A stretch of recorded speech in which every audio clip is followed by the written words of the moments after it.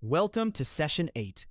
Now the GED puts shapes on a coordinate grid and gives you corner points instead of side lengths. That sounds like a new topic. It isn't.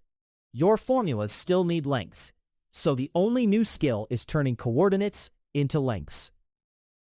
Here's the whole conversion. For a horizontal side, the y values match, and the length is the absolute difference of the x values. For a vertical side, it's the absolute difference of the y values. That's it. Subtract, take it positive, and you have a measurement for your formula. Now the error that costs the most marks here, subtracting across 0. Go from x equals -3 to x equals 5. The length is 5 minus -3.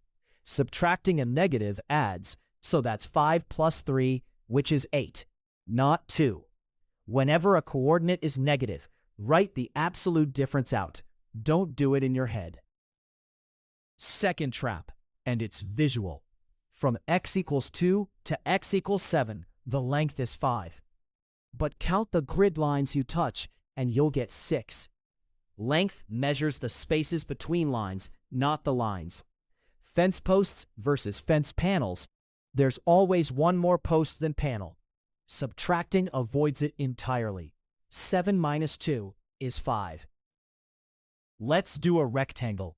The corners are -2, 1, 5, 1, 5, 6, and -2, 6. Width, 5 minus -2 is 7.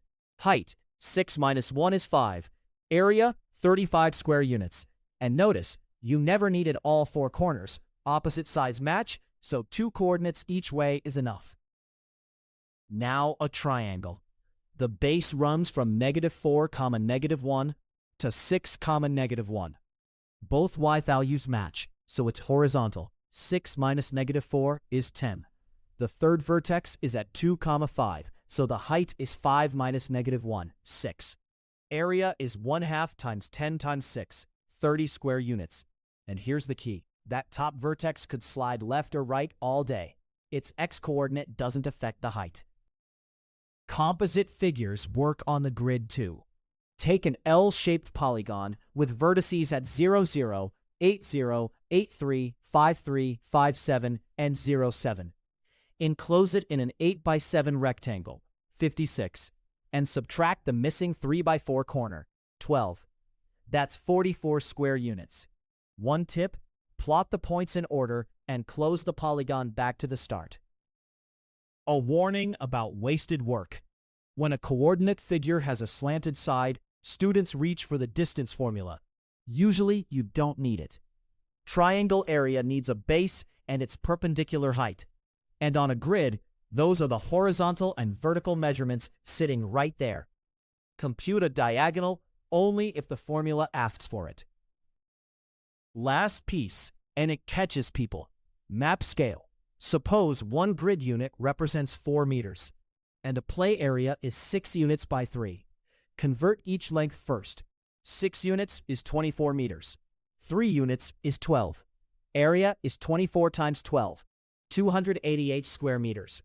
Check it the other way. The grid area is 18 square units, and each grid square is 4 by 4, 16 square meters. 18 times 16 is 288. The wrong answer, 72. Multiplies by 4 instead of 4 squared. Your turn. A rectangle has corners 2, 2, 9, 2, 9, 6, and 2, 6. Width, 9 minus 2 is 7. Height, 6 minus 2 is 4. Let's recap. Coordinates become lengths by absolute difference. Subtracting a negative adds. Count spaces, not grid lines. A triangle's height is vertical distance from the baseline, whatever the top vertex's x is. And a map scale gets squared for area. Great work on Session 8. Coordinates are just measurements in disguise, and now you can read them. Next session, we run every formula backwards to find a missing side.